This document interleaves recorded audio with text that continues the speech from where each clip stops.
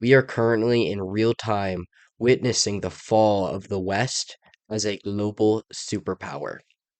It started for the United States with us pulling out of Afghanistan in embarrassing fashion. I, to be very clear, was never for the war in the Middle East. I don't think we ever had any business being there. And I think that a lot of good people died for no good cause. And I've never been able to see a true, real purpose for being over there. However, the way we pulled out was pitiful. It was disgraceful. We left behind equipment, we left behind troops, and it was really embarrassing for the country. We looked weak. We looked like we got beat out by a third world country because that is essentially what happened. Taliban beat us.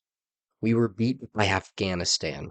It's really no different than Vietnam for the most part, but Vietnam wasn't as embarrassing on the global stage. This was just Afghanistan was a disgrace for the United States of America.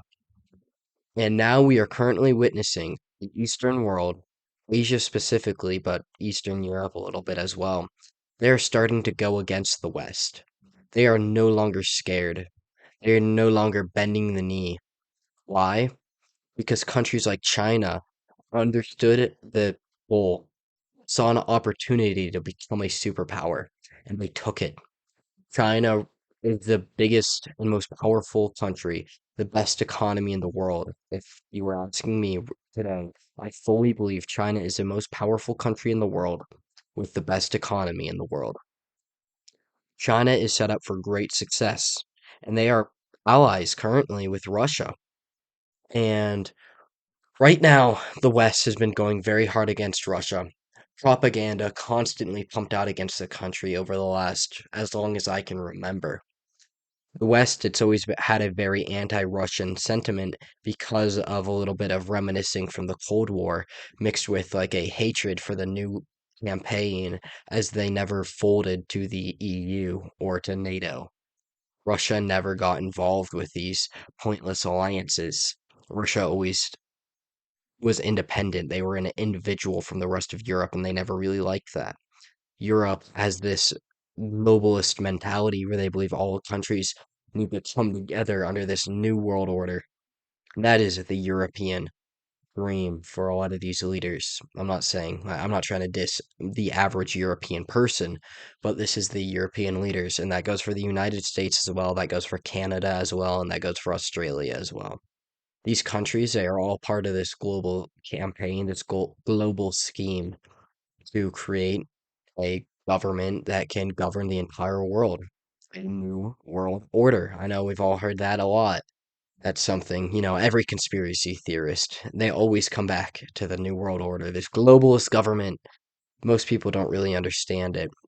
Most people just use it as this like buzzword, but there is truth to it. Is something that will be built up to, and it will be built up through these treaties, NATO, the EU, that type of thing. The United Nations as well. It all comes together. It all folds together like this. But Russia was always uh, at best borderline towards it. At worst, has just gone completely against it. And this new campaign in Ukraine to stop the border between Europe and Russia being completely compromised, Russia went in and made a complete enemy with the rest of the West. We are currently in a war with Russia, whether people will say it or not. If you are sending in materials, sending in tanks, sending in jets, that means you are in a war with that country. That is what we are doing right now. The only thing that is stopping us from being in full blown scale war is actually sending bombs, sending troops, that sort of thing. That's the last step right now. We are getting very close to that point where Europe and possibly the United States could be doing that very, very soon. And the EU now, or Europe in general, the rest of the world, the West, the Western powers, they've declared Putin as a war criminal. They have a warrant for his arrest. But because the rest of the world no longer views the West as its global superpower, they don't care. There was just a meetup between Xi Jinping, sorry if I mispronounced that, Xi Jinping. It's a little difficult to pronounce, I guess. Maybe for not for some, but for me, give me a break. But yeah, him and Russia's leader, Vladimir Putin. So they met up recently, just the other day. I'll roll the clip for you guys in a second. But what it really represents is the countries, they don't care about the West anymore. The West no longer runs the world. We are no longer the center of it. We are no longer viewed as a scary superpower that could come in and destroy your country in a second. We are now viewed as weak.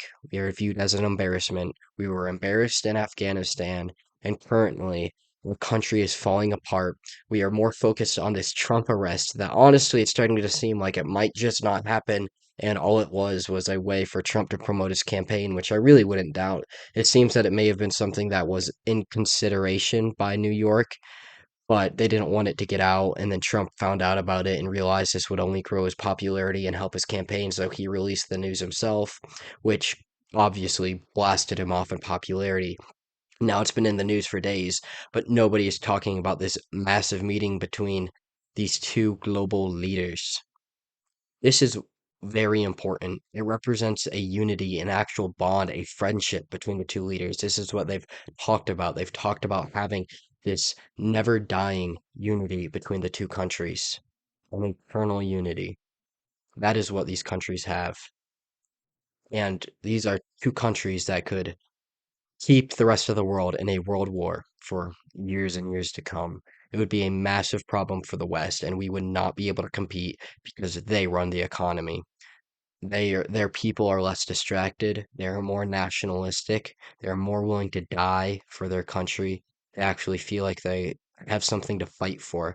They still have community. They still have this connected. They still have a connection in a sense. And we need to bring back that to our country. Because right now, as far as I can tell, in China especially, I mean, it's not good, right? It's a totalitarian rule.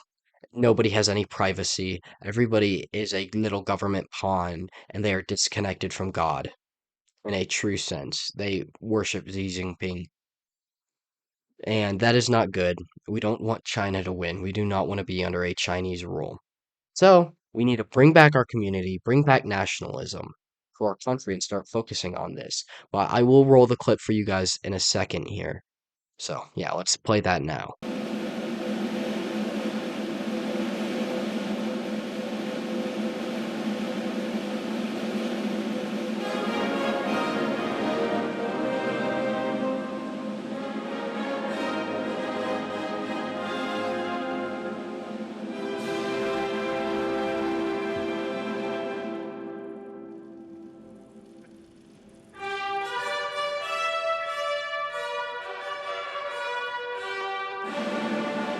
There you have it.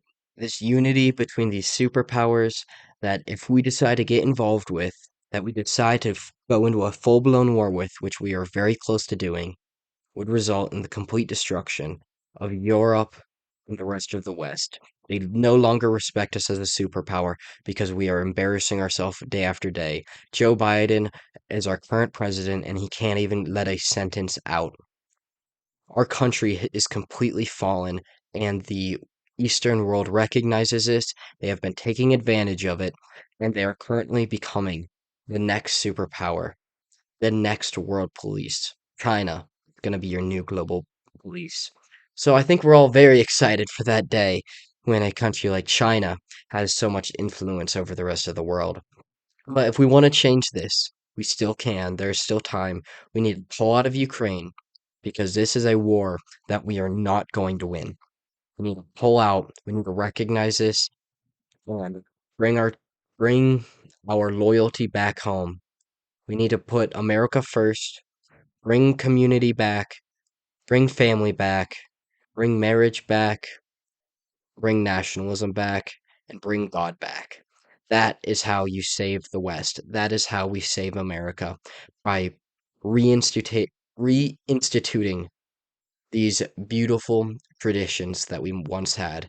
This lifestyle, this the American dream. We can bring it back, my friends. We need to drop the, our socialist ideas that are being spread into our communities, into our schools, and bring back the family, reject the degeneracy and the distractions of today's world. I'm going to cut it off here. So, if you enjoyed, like, subscribe, share the video. I greatly appreciate it. But I'm going to sign off on that note. So long, peace out, and God bless y'all.